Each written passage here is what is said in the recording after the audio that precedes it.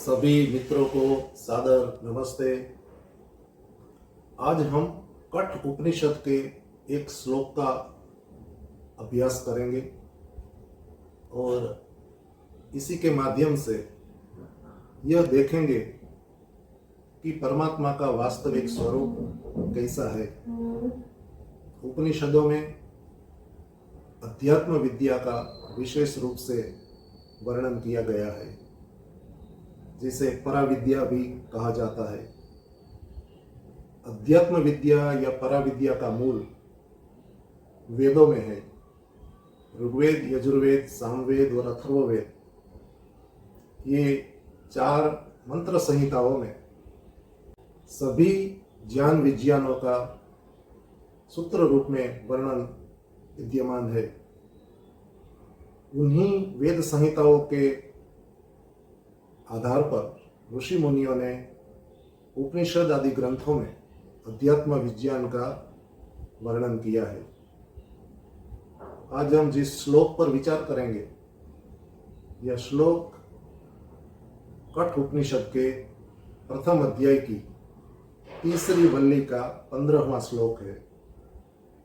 ऋषि मुनियों की वर्णन शैली कितनी सरल है और कितने सुगम शब्दों से वे अपना अभिप्राय प्रकट करते हैं, यह वास्तव में देखने योग्य है। दुर्भाग्य से वर्तमान में इन वैदिक ग्रंथों का जैसा अध्ययन होना चाहिए वैसा नहीं हो रहा है और इसी के कारण अध्यात्म के क्षेत्र में भी बहुत सारी भ्रमणाएं प्रचलित है और बहुत से लोग परमात्मा के स्वरूप के बारे में ही उलझन में पड़े हुए हैं। आइए प्रथम हम श्लोक का पाठ करेंगे। बहुत ही सरल शब्दों से उपनिषदकार ने ईश्वर के बारे में हमें ज्ञान दिया है। आरंभ में कहते हैं अशब्दम, अशब्दम, अस्पर्शम, अरूपम, अव्ययम तथा अरसम, नित्यम, अगंधवत च यत्। यह प्रथम पंक्ति हुई इस श्लोक की। आगे बताया है अनादि अनंतम महतः परम ध्रुवम निच्चाय तम मृत्यु मुखात् प्रमुच्यते। इस श्लोक के 2-3 शब्द ही ऐसे हैं जिसके अर्थ समझने में हमें थोड़ी कठिनाई हो सकती है, अन्यथा लगभग शेष सारे शब्द बहुत ही सरल है। इस श्लोक में परमात्मा के 11 विशेषण या गुण बताए गए हैं। एक ही पदार्थ के, एक ही सत्ता के 11 गुणों का वर्णन किया गया है। इन विशेषणों या गुणों के माध्यम से हम परमात्मा के स्वरूप के बारे में बहुत कुछ जान सकते हैं। सर्वप्रथम कहा है अशब्दम। परमात्मा में शब्द का गुण नहीं है। परमात्मा शब्द रूप नहीं है जिसे हम कानों से सुन सके, कानों से ग्रहण कर सके, ऐसी सत्ता परमात्मा की नहीं है। इसलिए कहा अशब्दम। दूसरा शब्द है अस्पर्शम। ईश्वर को हम स्पर्श नहीं कर सकते। स्पर्श का गुण ईश्वर में नहीं है। ईश्वर स्पर्श रूप नहीं है। हम त्वचा से स्पर्श करते हैं, प्राकृतिक वस्तुओं को देखते हैं। ऐसे परमात्मा को हम हमारी स्पर्श इंद्रिय से ग्रहण नहीं कर सकते हैं। यह हुआ दूसरा गुण। तीसरा लिखा है अरूपम, परमात्मा का कोई रूप नहीं है, परमात्मा का कोई आकार नहीं है, परमात्मा का कोई रंग नहीं है, आंखों से हम देख सके ऐसा परमात्मा में कुछ भी नहीं है। हमारी आंख से जिस गुण को हम ग्रहण करते हैं वह गुण परमात्मा में नहीं है। ईश्वर का कोई आकार नहीं है, ईश्वर का कोई शरीर नहीं है, ईश्वर निराकार है। इसलिए इस श्लोक में स्पष्ट कहा है अरूपम, रूप रहित। चौथा विशेषण है अव्ययम। अव्ययम का अर्थ होता है अविनाशी, समय के साथ साथ घिसता नहीं है, जिसका कोई ह्रास नहीं होता है, जैसा है वैसा ही रहता है, बिल्कुल अपरिवर्तनशील। इसलिए इस श्लोक में परमात्मा को क्या कहा गया है? अव्ययम। तथा, तथा का अर्थ होता है और अरसम, ईश्वर में रस नहीं है। हमारी जिह्वा इंद्रिय रस को ग्रहण करती है,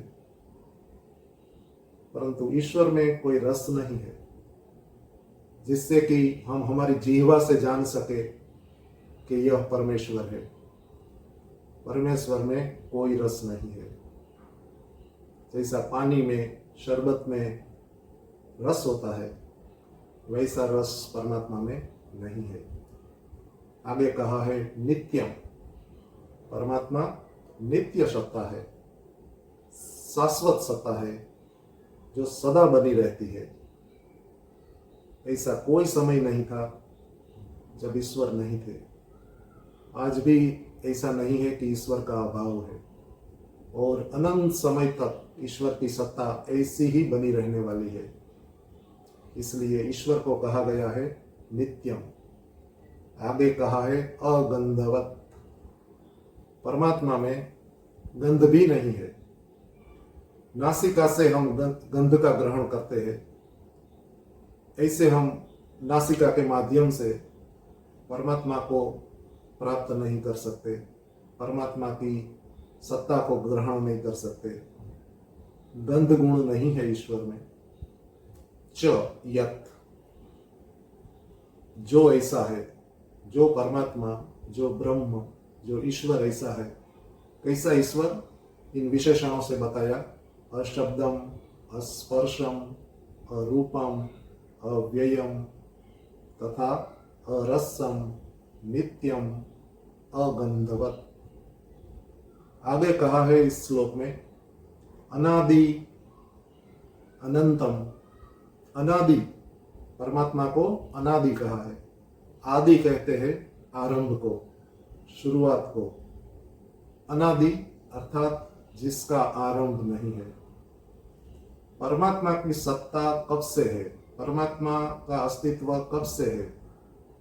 तो सभी शास्त्र कहते हैं कि परमात्मा सदा से है और सदा ही रहने वाला है। इसलिए परमात्मा को अनादि कहते हैं। ऐसा समय कभी नहीं था कि जब परमेश्वर नहीं थे और उनकी सत्ता का आगमन हुआ या प्रादुर्भाव हुआ। ऐसा कभी समय नहीं रहा है, न कभी भविष्य में ऐसा समय आएगा कि इसके बाद परमात्मा नहीं रहेंगे। इसलिए ईश्वर को इस श्लोक में स्पष्ट रूप से अनादि कहा है। अनादि का कभी जन्म नहीं होता है। जिसका भी जन्म होता है वह कभी अनादि नहीं होता है। इसलिए ईश्वर को अजन्मा कहा जाता है। जैसे हमारा शरीर का जन्म होता है, वैसे ईश्वर के शरीर का जन्म नहीं होता है, क्योंकि ईश्वर को कोई शरीर ही नहीं है। वह केवल चेतन सत्ता है और नित्य, शाश्वत और अनादि सत्ता है। अनादि के बाद में इस श्लोक में परमात्मा के लिए कहा गया है कि ईश्वर अनंत है, अनंतम, जिसका कोई अंत नहीं है। न समय की दृष्टि से कोई अंत है, न स्थान की दृष्टि से कोई अंत है। अनंत काल से ईश्वर है और अनंत काल तक ईश्वर की सत्ता रहेगी। यह हुआ समय की दृष्टि से ईश्वर को अनंत समझना।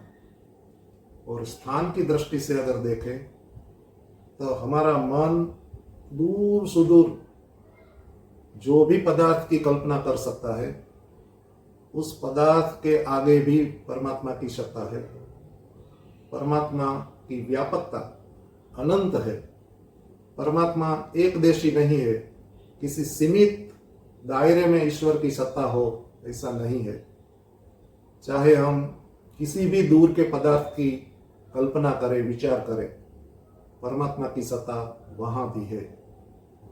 जैसा परमात्मा भारत में है, वही परमात्मा वैसे ही स्वरूप से अमेरिका में है, ऑस्ट्रेलिया में है, अन्य ग्रहों पर है, अन्य आकाश गंगाओं में है। सर्वत्र एक ही परमात्मा की सत्ता है।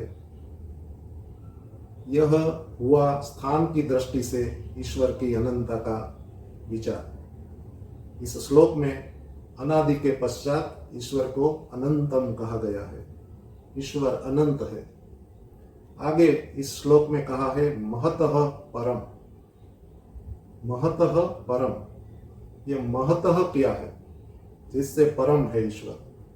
परम का यह अर्थ यहां होता है सूक्ष्म। महतः एक पदार्थ का नाम है। इसे समझने के लिए हमें इस सृष्टि के उपादान कारण को समझना होगा। उपादान कारण क्या है? जिस पदार्थ से किसी वस्तु का निर्माण किया जाता है, उस पदार्थ को उपादान कारण कहते हैं। जैसे आटा में से रोटी बनाई जाती है, तो रोटी का उपादान कारण आटा है। मिट्टी में से घड़ा बनाया जाता है, तो मिट्टी घड़े का उपादान कारण है। ठीक ऐसे ही इस पूरे ब्रह्मांड की रचना जिस पदार्थ से परमात्मा ने की है, उस पदार्थ का नाम है प्रकृति। प्रकृति एक अनादि सत्ता है, अनादि पदार्थ है, परंतु वह स्वभाव से जड़ पदार्थ है। जैसे परमात्मा भी एक अनादि सत्ता है, परंतु परमात्मा की सत्ता चेतन है, जबकि प्रकृति की सत्ता जड़ है दोनों ही अनादि, परंतु दोनों में यह मुख्य भेद है। परमात्मा चेतन है, जबकि प्रकृति जड़ है। इस प्रकृति को परमात्मा सृष्टि की उत्पत्ति में रॉ मटेरियल की तरह उपयोग में लाते हैं। प्रकृति को लेकर परमात्मा सारी सृष्टि का निर्माण करता है। इस प्रकृति में 3 पार्टिकल्स है, जिसे सत्व, रज और तम कहा जाता है। सत्व, रज और तम, ये अत्यंत सूक्ष्म पार्टिकल्स है। उन तीनों पार्टिकल्स को सामूहिक रूप से प्रकृति शब्द से व्यक्त किया जाता है। प्रकृति में से परमात्मा महत्तत्व नाम का एक द्रव्य उत्पन्न करता है। महत्तत्व भारतीय दर्शनों में, वैदिक दर्शनों में, सांख्य आदि शास्त्रों में सृष्टि की यह प्रक्रिया बताई गई है। प्रकृति में से सबसे पहले परमात्मा महत्तत्व बनाते हैं, जिसे बुद्धि भी कहते हैं। यह बुद्धि अत्यंत सूक्ष्म पदार्थ है, क्योंकि बुद्धि से आगे चलकर अहंकार बनता है, और अहंकार से आगे चलकर 5 तन्मात्राएं बनती है, 5 ज्ञानेंद्रियां बनती है, 5 कर्म इंद्रियां बनती है और मन बनता है। इन तन्मात्राओं में से 5 स्थूल भूत बनते हैं, जिसे आकाश, वायु, अग्नि, जल और पृथ्वी कहा जाता है। और फिर इन पंच महाभूतों में से सारे मनुष्य आदि प्राणियों के शरीर, ग्रह, उपग्रह, सूर्य आदि का निर्माण ईश्वर करता है। तो इस श्लोक में, उपनिषद के इस श्लोक में परमात्मा को कहा है महतः परम, अर्थात सृष्टि का जो मूल कारण है, उपादान कारण, प्रकृति और महतत्व इत्यादि से भी ईश्वर अत्यंत सूक्ष्म है। ईश्वर उपादान कारण से भी सूक्ष्म है, अर्थात ईश्वर इतना सूक्ष्म है कि प्रकृति में भी व्यापक रूप से रहता है। जैसे ईश्वर अनंत व्यापक है, वैसे अत्यंत सूक्ष्म होने से सभी जीवों में तथा मूल प्रकृति में जो उपादान कारण है, उन सभी में ईश्वर एक रस व्यापक है। यह बताने के लिए यहाँ महतः परम शब्द का प्रयोग किया गया है। उपनिषद के श्लोक में आगे कहा है ध्रुवम। ध्रुवम अर्थात जो निश्चल हो, जो हिलता डुलता न हो, गति न करता हो, इसे कहते हैं ध्रुवम। परमात्मा कभी भी एक स्थान से दूसरे स्थान पर गति नहीं करता है। इसका कारण यह है कि जो सत्ता सर्वव्यापक है, सर्वत्र विद्यमान है, वह गति नहीं करता है। किसी भी पदार्थ की गति तभी संभव होती है जब कहीं पहले उसका अभाव हो। जैसे कोई व्यक्ति घर में प्रवेश तब कर सकता है जब पहले घर में उस व्यक्ति का अभाव हो। कोई व्यक्ति ऑफिस में प्रवेश तब कर सकता है जब पहले ऑफिस में उसका अभाव हो। परंतु ईश्वर के संबंध में कोई ऐसा स्थान ही नहीं है जहां ईश्वर उपस्थित न हो। कोई ऐसा स्थान न होने से ईश्वर कभी भी गति नहीं करता है। वह सर्वत्र पहले से ही विद्यमान है। ईश उपनिषद में जो यजुर्वेद का 40वां अध्याय है, उसके 8वें मंत्र में परमात्मा के लिए कहा गया है सपर्यगात। सपर्यगात ईश्वर कैसा है? हर स्थान पर पहले से ही मौजूद है।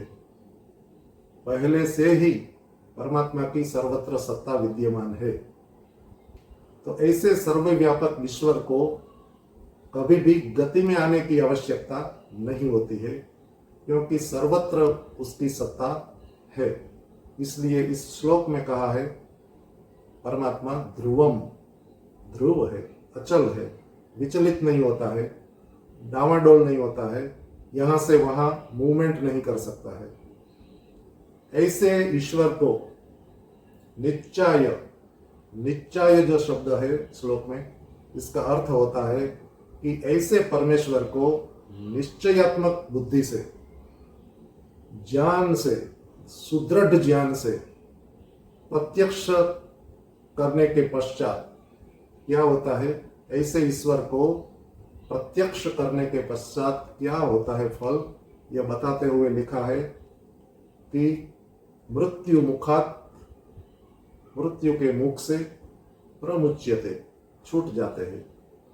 ऐसे परमात्मा को निश्चयात्मक बुद्धि से जानने से, योग साधना से, साक्षात्कार करने से, समाधि लगाने से, जन्म मरण के चक्र से जीवात्मा मुक्त हो जाता है। इसे यहाँ कहा है मृत्यु मुखात, मृत्यु के मुख से। मृत्यु का निवारण कब होगा? जब जन्म का निवारण होगा। जब जन्म नहीं लिया जाएगा, केवल तभी मृत्यु को हम रोक सकते हैं। आज हम सब जीवित हैं, अब मृत्यु को रोकने का हमारे पास कोई विकल्प नहीं है। हम अवश्य एक ना एक दिन मरेंगे। मृत्यु से हम अब छूट नहीं सकते, परंतु यदि कोई व्यक्ति परमात्मा की साधना करता हुआ, अपनी पात्रता को बढ़ाता हुआ मुक्ति का अधिकारी हो जाता है, और जैसा इस श्लोक में ईश्वर को वर्णित किया है,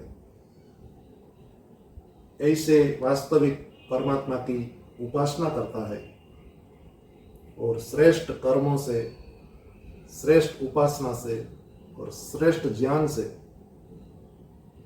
परमात्मा को समर्पित होता है, तो वह अपने को मोक्ष का अधिकारी बना लेता है और फिर मृत्यु मुखा प्रमुच्यते, वह दोबारा जन्म नहीं लेता है और बहुत ही लंबे समय तक मुक्ति का आनंद भोगता है। तो इस श्लोक में परमात्मा के कुल 11 विशेषण है, 11 गुण वर्णन किया गया है। इन 11 विशेषणों में से 8 गुण ऐसे हैं जो निषेधात्मक है, अर्थात यह बताया गया है कि यह गुण ईश्वर में नहीं है, यह गुण ईश्वर में नहीं है। और 3 गुण ऐसे हैं जो ईश्वर में विद्यमान है, सकारात्मक गुण है। इसलिए हम कहते हैं कि ईश्वर सगुण भी है और निर्गुण भी है। जिन गुणों का ईश्वर में भाव है, उन गुणों की दृष्टि से ईश्वर सगुण है। जिन गुणों का ईश्वर में अभाव है, उन गुणों की दृष्टि से ईश्वर निर्गुण है। इन 11 विशेषणों में से अशब्दम, अस्पर्शम, अरूपम, अव्ययम, अरसम, अगंधवत, अनादि, अनंतम, ये सारे 8 जो गुण है,